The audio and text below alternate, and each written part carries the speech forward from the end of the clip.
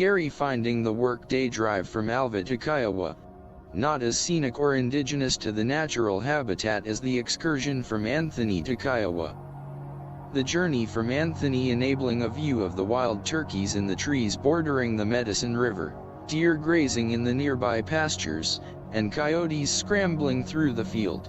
The family having previously resided in Kiowa for 10 years, his acceptance as a brother in the Apostolic Christian Church, and employment at John Deere, the grade school and ambulance service, imparted a kinship with the small Kiowa farming community. His 4 years of work-related drive from Anthony to the Kiowa hospital was one bountiful acceptance, but the return daily drive from Kiowa to Alva was difficult to palate. Gary, realizing Jan was in need of some recreational time from the moving experience and their resettlement in the rental home, her sister Gail extending an invitation for Jan to visit.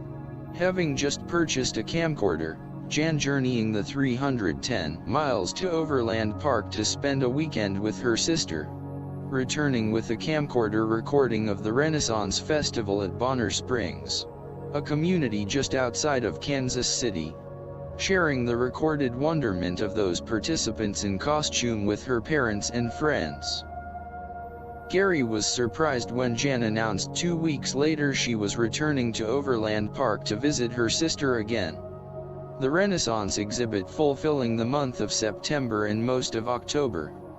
His foremost concern was the 6-hour drive she would have to endure. Robert's enlistment in the Navy was of no surprise to the family, the young man having difficulty in deciding which direction to administer his educational efforts.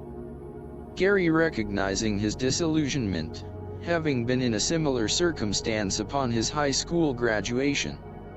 One had to start from square one, choose a college, obtain a student loans, secure part-time employment and locate a residence, a difficult burden to shoulder.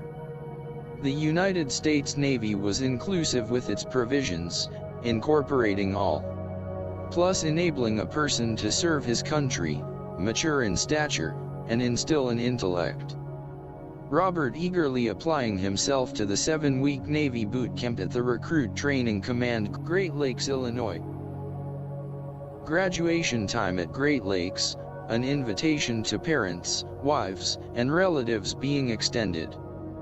Gary, Jan, and Sandra departing on a late morning United Airlines flight from Wichita's Mid-Continent Airport. An afternoon arrival at the O'Hare International in Chicago. O'Hare was an inaugural event, the family's first visit to the iconic airport facility, 15 miles from downtown Chicago. Gary impressed with its size, and constant flow of aircraft, arriving and departing in a never-ending stream.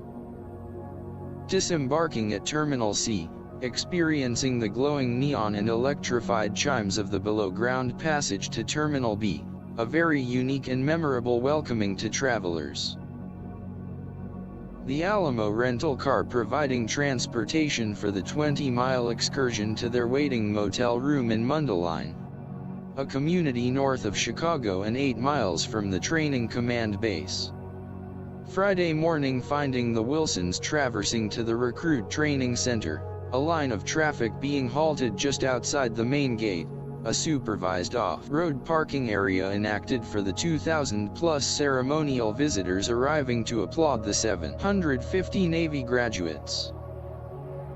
Upon entering the football field-length Freedom Hall, one side lined with bleachers, enabling seating for capacious number in attendance, Gary noticing across from the seating area, along the length of the wall were placard posted with training unit designations, apparently each a training unit's station for the ceremony, thus enabling the parents or visitors to be seated across from their recruit members' unit.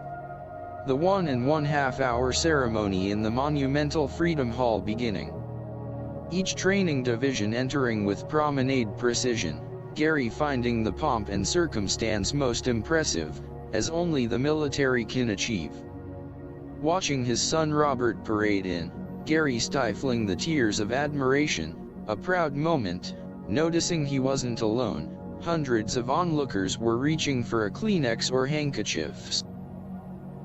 The conclusion bringing a pandemonium of activity, families all embarking from the bleachers to acquaint their Navy pride, the Wilsons included. Concluding the ceremony, a surprise enjoyment, a lunch provided courtesy of the United States Navy, given in honor of the new E-2 sailors and their family. The activity fulfilled, Robert returning to his billets to change clothes, the Wilsons proceeding to a provisional hospitality room. Their sailor son joining them and providing a tour of the visitors center, and a walking excursion of the grounds, including the PX. Robert accompanying the family, directing them on a motorized tour of the base, its lakeside provisions and on-base housing, Gary impressed with the Navy's only recruit training facility. The family bidding a farewell to Rob, but looking forward to a brief tour of Chicago.